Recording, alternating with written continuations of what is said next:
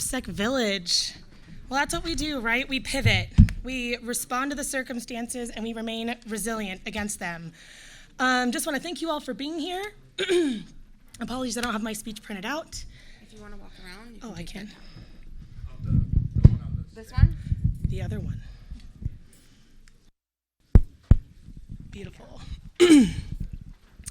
So I just want to thank you all for taking time out of your AppSec Village and your DEF CON to be here to come hear me speak today. I am the One Woman Purple Team. I am also this year's Cybersecurity Woman of the Year, Hacker of the Year, but I'm going to talk to you today about defense things, I promise, because I truly believe in the mission and I love my AppSec practitioners, and that's why we're all here.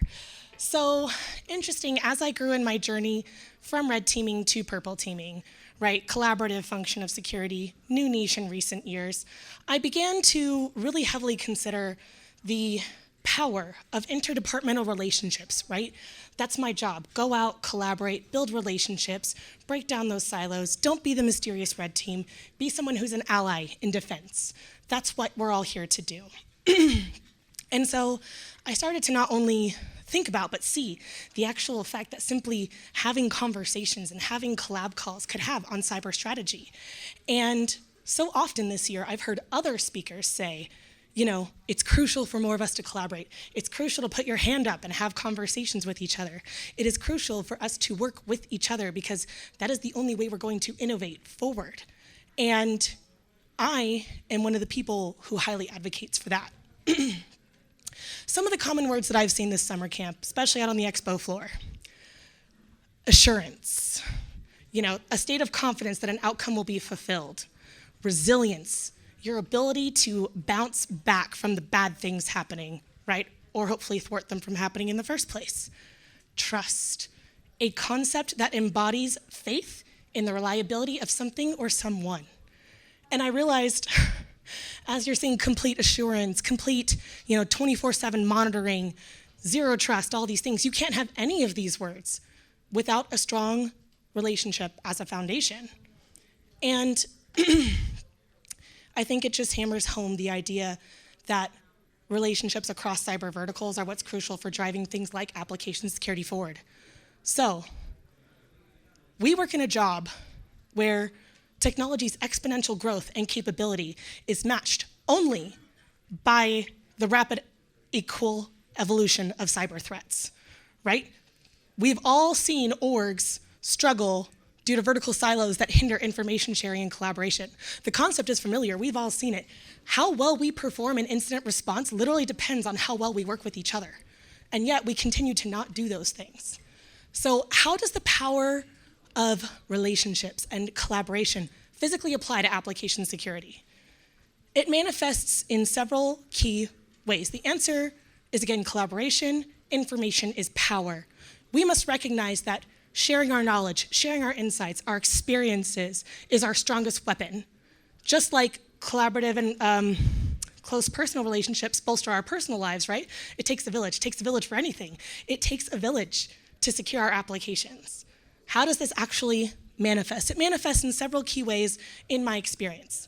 Things that we've all heard before, but are probably not being well utilized or well leveraged. DevSecOps, threat modeling, purple teaming. These are the tools and the concepts that when you break down and collaborate with each other, help to secure applications, because securing code and securing architecture is not enough. It's simply not enough. We have to learn to rely and depend on and benefit from each other.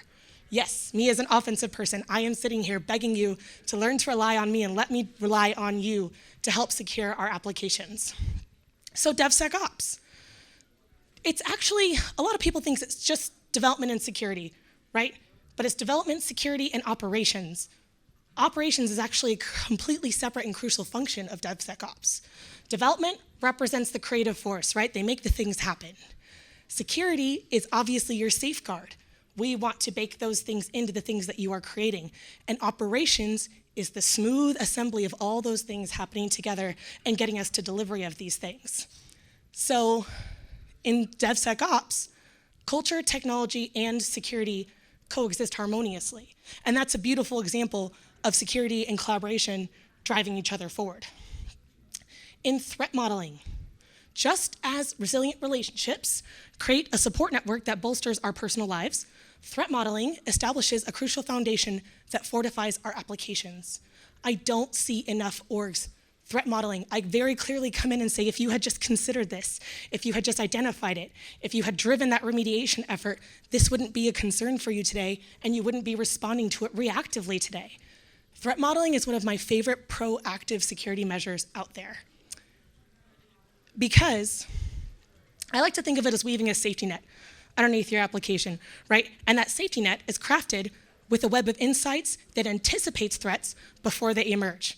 Just like a resilient community can predict and respond to weather catastrophes and infrastructure outages and things like that, we, as threat modelers, want to bring your teams together, not just your developers, not just your red teamers, your stakeholders, your designers, your UX, UI, and we want to see all of those people bouncing off each other, helping each other identify the vulnerabilities and the threats against them, and proactively spending that mitigation dollar targeting those remediation efforts, because those teams are inundated, right?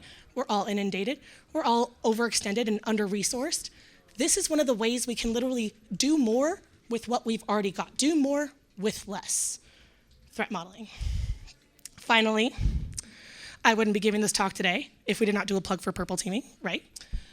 Purple teaming is one of those things that I chose to help build because I believe in its foundational core values so much. Purple teaming is really that bridge that connects diverse perspectives and skills, much like the way two of your best friends will have a completely separate answer to one of your problems. Purple teaming tries to take those two best friends and bring them together and say, how could we do both? How could we take aspects of what you both think is the right answer? How can we learn and benefit from each other? So through purple teaming, we cross-educate, detection, investigation, remediation teams. We teach them not only to understand what you're looking at, right?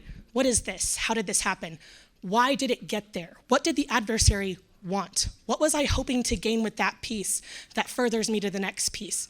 Because sometimes we're very, very targeted in what we choose. It's like, wow, they didn't go for any of that over here, but they went very, very hard at this over here. Why? And I love it when my defenders come to me and say, I wouldn't have thought that was suspicious before, but I remembered that was like the fifth step in the thing that you did, and I saw all the other steps, and I knew we were in trouble. That's beautiful, because through purple teaming, we amplify our ability to adapt and respond. Just as strong communities rally together during times of crisis, the combined efforts of red and blue and development and builder teams is what's going to foster innovation and, most of all, preparedness. We keep suffering incidents and breaches because the enemy is excellent at widespread coordination. They're some of the only organizations I've literally seen who can get 50 people to come together for one goal. If we could do that, if we could leverage those strategies and those capabilities and those things, we would stand a much better chance. At the end of the day, what we chase is cyber resilience, right? We want to chase that ability to hopefully anticipate what's going to happen and stop it. But if not, make sure that we are performing as security practitioners to respond, contain, and eradicate the problem. But cyber resilience is no longer going to be a separate functional thing. It's not developers versus security. It's not red team versus blue team. It's going to take all of us.